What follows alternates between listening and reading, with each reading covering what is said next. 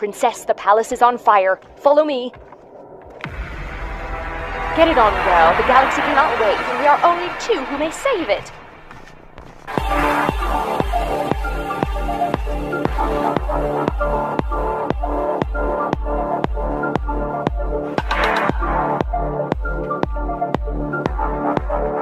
The rancor, all the rancor.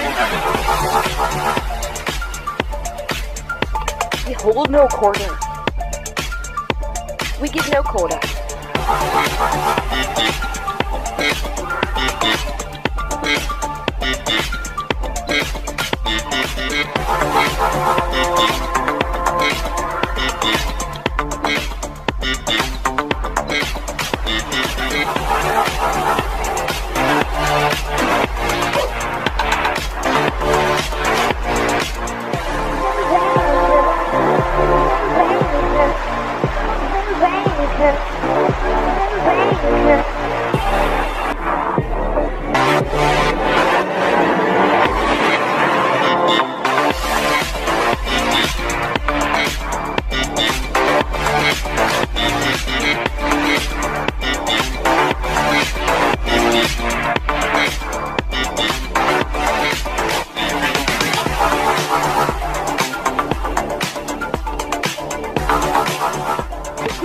Of space we've ever taken. Yes, for one, we didn't take it. Rather, it took us. Audi, the imagery. Nibiruns of the old world. Animals extinct. Since the ancient planetary collision? The same images all over the castle aisle, particularly the ceremony building. This was very different from mere stone artifice. Everything looked more in reality. The ancient Valmaxians. Are you trying to tell me my family used to be... Yes, Carmen. In ancient times, your family was black. Also, in case you haven't already figured this out, Kurzakur is a Valmaxian branch family. How could such a case be made without evidence? Any comparison of DNA samples will confirm. Therefore, written records from the past are unnecessary. Audi, where are we and why are we here? Close your eyes and view through the red bead in the mind's eye.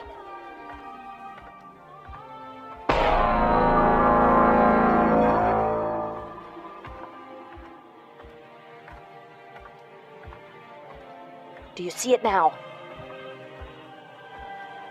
No, it cannot be.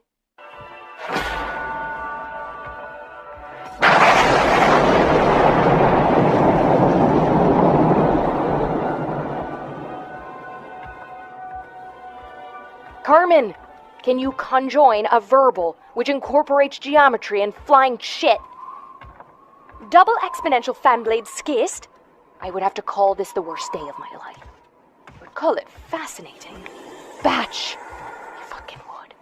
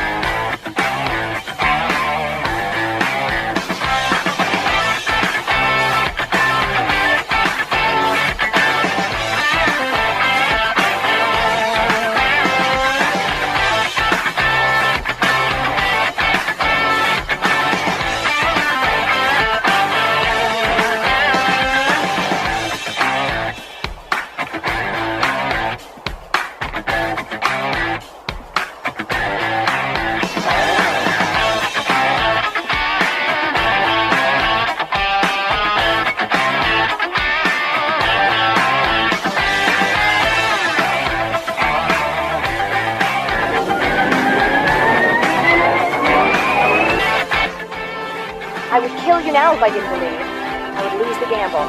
As of this moment, the regency is ended. You may address me as Queen Nika, or Your Grace.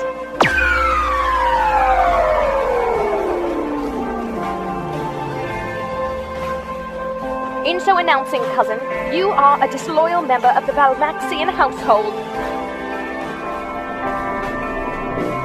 Cousin, you abdicated and may not be queen. And now you announce your criminal intent before witnesses. Where art thou loyalty to House Valmaxian and our institutions?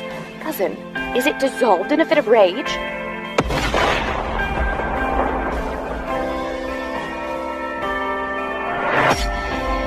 Cousin, a disloyal subject may not be permitted. Oh, shh. Don't push it further.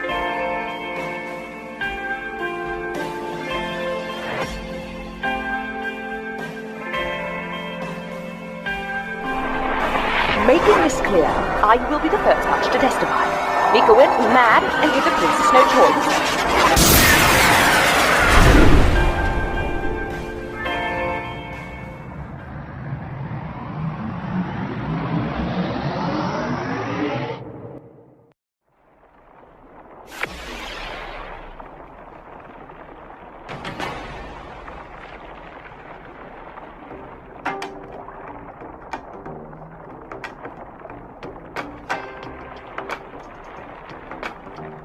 The pendant of Psylot is a troubling piece of magic or ancient technology.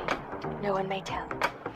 When I received the pendant with the words from Carmen Climb, I pass this to you freely, as you are the safeguard for keeping Nibiru under our rule. It was instead just the latest in a list of astonishing events in my life. My uncle, King Jartel X, hated my father and extended the same treatment to me.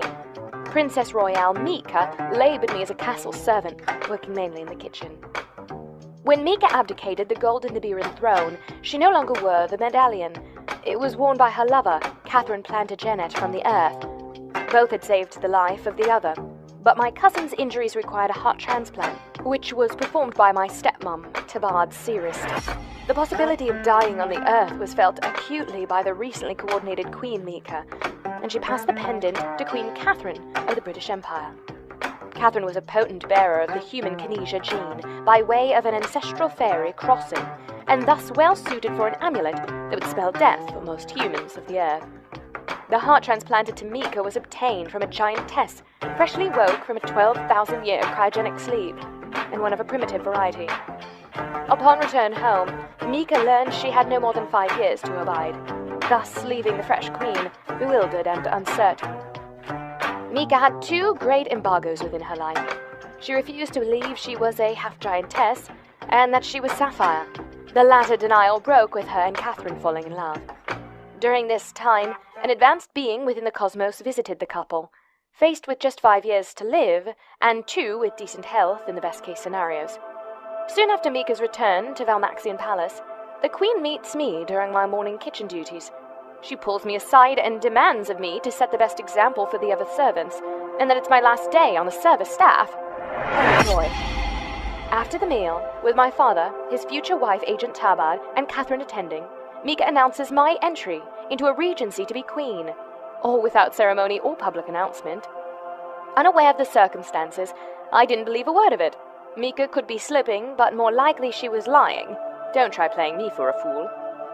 In the end, Catherine awarded me the pendant mere moments after a giant tree shot up through the ground. The tree was Mika, who had just traveled through the interdimensional waterway to Aeneas Valley on the Earth and transmuted during the return trek. It strikes my amusement that with all of the advanced species donning this medal over eons, I am likely the only one who wore it, while prior recipients were still living. An artifact like this was worn for life, and by one of great importance and stature. Overall, I didn't hear much from Mika or Catherine while wearing the pendant, as they were alive in some form or another. It was Silot with whom I stayed in constant contact, as I was her bestie's daughter, at least, I guess. She took an interest in guiding and chiding me. Silot didn't trust Mika to do the right thing always, and oft accused her as daddy's girl.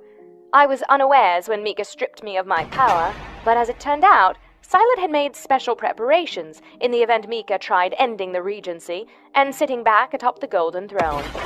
On Nibiru you may not restore after abdication, as this is an act of war upon your peoples.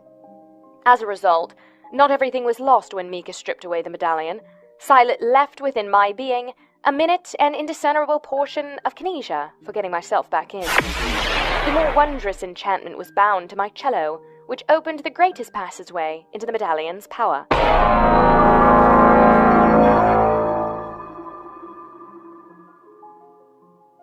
I wasted no time in picking up the bow and drawing forth the enchantment. There was an aspect of the pendant of which Mika and Catherine were unawares. The simple explanation is much more than the power and minds of the last three wearers. It also housed residuals from every being who wore it. The best way to convey the amount of time involved is to state millions of aeonic years. 1 aeonic year equals 3,300 annual years.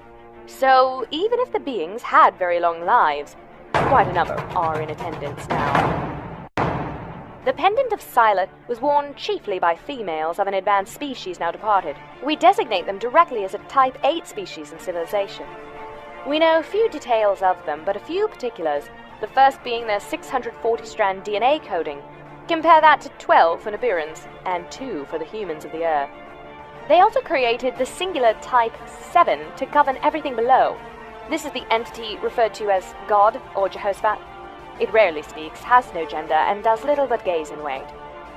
Many of the most inquisitive humans of the Earth may begin to wonder what is so significant about Nibiru and the solar system, laying out of the fringes of this galaxy. What the lineage of the Earth must come to terms with is that never have you ever been alone, and that my planet and our shared day star are the homeworld to the Type 8 civilizations. Part of this coming to terms will entail the exploration of a large scattering present throughout the solar system, including the Earth. It is all here for us to rediscover, despite the lies your governments and other elites tell you. At some point, the Type 8 discovered that Nibiru was on a collision course with a young gas giant. This body was roughly the same age as the Earth, which at this time was void and without proper form. The people of Nibiru went right to work, hoping to stall future calamities. These ancients picked a lunar body surrounding the gas giant to set up base. It was an odd thing, with red sands, plentiful waters, and a sublunar body regulating its rotation. Most importantly, it was habitable. Here it may be pointed out that in the seasons following, my people came into existence, as we were created at this time for slave labor. The pendant of Silet remains aptly named, even if it was something else altogether. I never got the medallion back, in part because there was no need.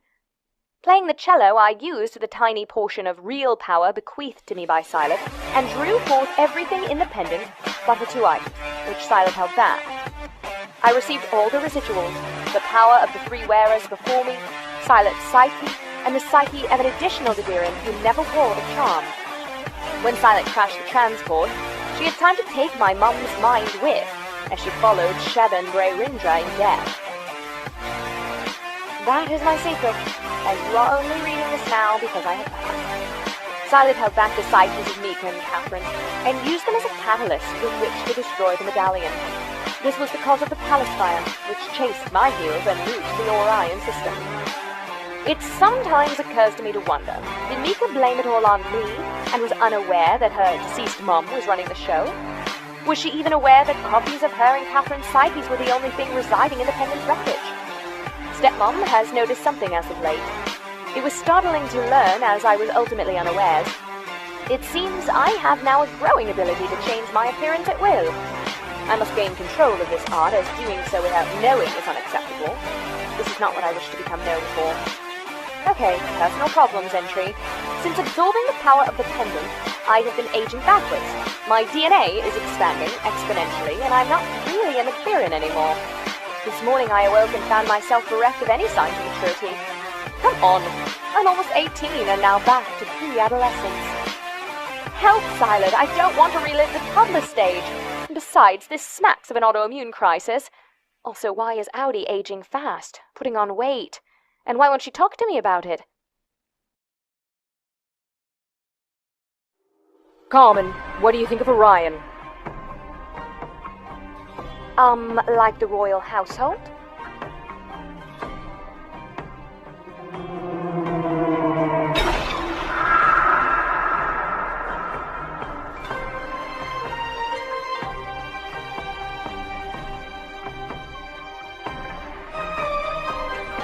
This park is a pleasant contrast. Most of it isn't real, machinery with electronic composures. All I may say today is, thank God for Silet. I will grow backwards only another week or so. The residual powers I absorbed must take me back to childhood and remake my circuits so that I may handle all the force with greater ease. Then I may sneeze in the summer without provoking a snowstorm. I spoke at length with Audi today. She looked awful and complained of feeling like a cow would appear to us. She was born of an experiment by the Type 5 species, who sought to simulate the departed aforementioned apes. Every one of these experiments I have encountered has some terrible flaw. Most abused their kinesia and became hard and cold. Audi was different though. She's not a pacifist, mind you, but she knows when power must come to bear, though usually it does not. This is due entirely due to her negotiation skills and keen capacity to match wits with an adversary. When it comes down to Audi being a genuine and nice girl with no desire to kill anything, though I will say, I got her off that terrible vegan diet. Carmen, a family is relaxing on the other bank. Why don't you whip up an illusory spectacle for them? We have promised our best, and it would be rude. One or more of them could be startled. Pee their britches. I honestly don't know what I am to do about my best and only friend. Audi is but 16 years, but appears near 40. At the beginning of our mission to capture the war witch, she looked like a little girl with a tornado strength of reserve kinesia. I've fallen to tears because, judging no self-pity on her part, I accepted Audi's tender of resignation this forenoon. So you are of the opinion that the Orions rely too much on technology?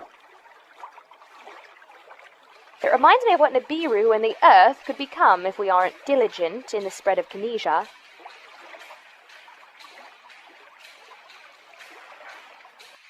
Oh, Inalius Thurin Randir is stopping by to talk with Audi and me, and has expressed his will to help any way he can. So, dear diary, I shall return later to document my notes.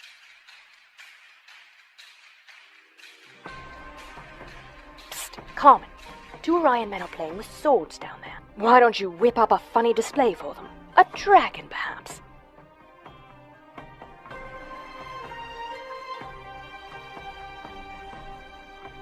Mum, I am shocked. We promised the Orions our best, so no. Besides, I don't want to scare anyone. And they pee their britches or something.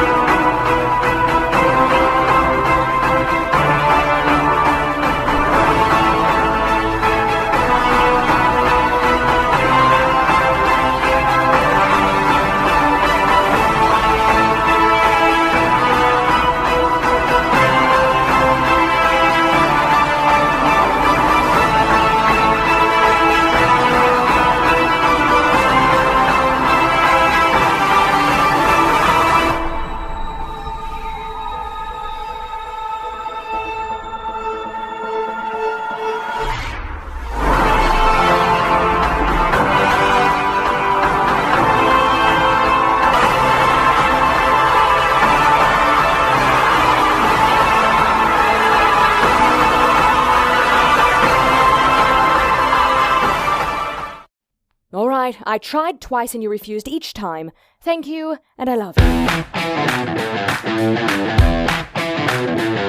you.